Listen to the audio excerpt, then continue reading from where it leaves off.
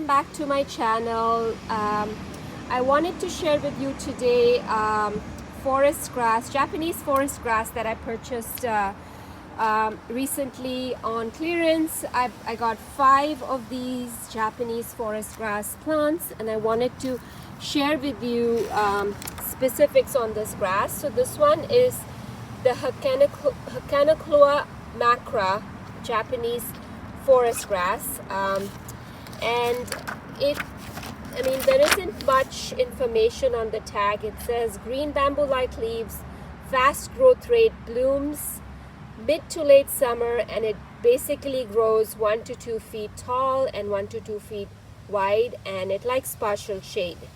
So so this one is really pretty. It is not the variegated version. What I like about this one is the color it turns in fall. So it's good that I saw this grass in fall and I could see the foliage color. I really like the wispiness and the movement that this plant has, and it's also in bloom, so I could also see what the blooms look like. And yeah, it looks really pretty with the wispiness and how it's moving in the air. So what I'm planning to do with this one is plant it. I think it will look good when planted in a grouping of 5, so that's what I'm planning to do. So this is the recent bed that I was working on. I'll post a link down below to the video that talks more about this bed and the planting that I did in here recently. So I think I'm going to add these grass in some sort of a drift in this bed, just because I think it is going to look really nice. And I'll try to place them about 2 feet apart if I can in this bed, 1.5 to 2 feet, so that when they grow, they kind of grow together. And I could even space them about a foot apart so that they can be more lush together. So I'm going to, place them in here and see how I like it, and plant them in this bed. And I'll show you once I've placed them how this looks. I'm already loving it against the Kodiak Black Deer Villa, the texture and the difference in the foliage, and also with the Brunnera in the back. When those leaves grow and there are big leaves, it's going to look really nice as a contrast with that texture. So again, I really like this Japanese forest grass.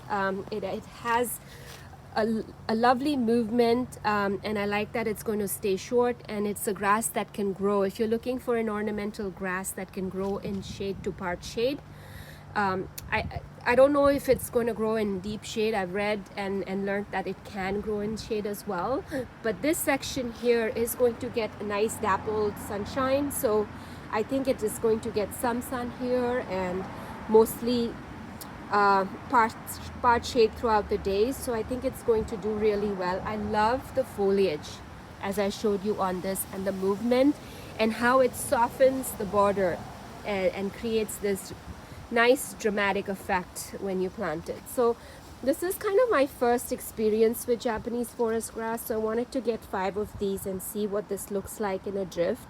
And if I love it, then I might echo it further down in this shade garden bed, which I am slowly trying to build up and evolve. The plants here are still quite young, and they aren't grown to their full capacity yet. So as and when they grow and fill out, this is going to look really nice, and I might echo this along the border somewhere there as well.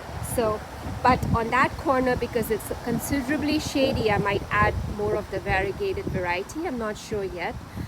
But this is the first time I'm experimenting with it, and come along with me and I'll show you where I'm planting these and put them in the ground. I'll show you how I've decided to place these grasses. I'm going to start from this corner here and just go out in a drift of 5.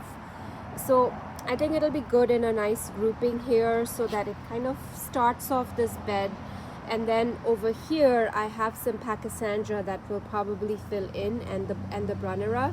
So I think what I'm going to do is I'm going to kind of start a drift here, and I'll see how I like it. I might add more along here next year if I like how this looks, and based on how this fills out. I kind of feel like the Brunnera is going to fill up and spill over as well in the middle here, and then I could probably add a drift of 3 over here based on how this fills out. So I just want to add these 5 in a drift here and along this border, and start it off here and see how this does here next year, and how the other plants fill in and grow. So I'm going to get this in the ground and I'll show you when I'm all done. Here it is. The plants are in the ground and I think they look really nice. Adds a really nice wispy foliage to this bed.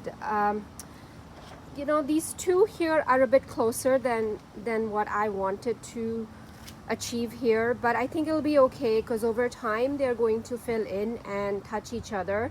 They are barely a foot apart. I think they're a foot apart mostly, and it'll be good because I kind of want them to be dense and touch each other and create a dense mound here. So I think it'll be good over time. They're all going to mingle. I like how this looks, and I just like how it's almost flowing over these logs and looking very naturalistic, and it just adds a lot of movement in this area. And what I also like is, because this is a walkway that I come down from a distance, I like that there is movement just as I'm walking towards this area. And so I think for that the grasses are a great addition. They add a lot of movement in the garden, and as they grow they're only going to get more intense and lush in here. I think height wise they probably won't put on very much more height, probably about a foot and a half, and they're already at about a foot. So I think this is probably more of their mature height, which is nice. I like how this looks, and yeah, I just wanted to share with you this Japanese forest grass, Hakonechloa. Hakonechloa, I hope I'm pronouncing it properly, but out in the garden planting this today, and I really like the movement that they are providing, and I think they're going to be really a nice color in the fall as well, because I can already see them turning orangey red in color. So although they're not variegated, I love that they have this color variation in the fall, and I like the wispy flowers, and I kind of like this mound of green here instead of the variegation. I think that would be really distracting in this garden edge here. So really love it, and I wanted to share this with you today. Thank you so much for, and oh, another tip I wanted to give you is, if you need to cut these off, it's best to do it in April, because all of these will die over the winter, and it's gonna look like hay, almost hay, come next come in spring. So I think that's a good time for you to just take it and cut it all the way at the bottom. I will post a video in spring when I'm cleaning this area up and how I'm handling these grasses, but just so you know, that's how you would be pruning these. You wouldn't do anything to them in the winter right now and just let them die back naturally, and then come spring, I think early spring, April, I would come out here and I would give them a good shear, and then it should flush out new growth. So yeah, that's it. Thank you so much for watching this video, and I hope you found this helpful and useful. Please hit the like button if you like this video, and subscribe to my channel for more updates. Thanks for watching.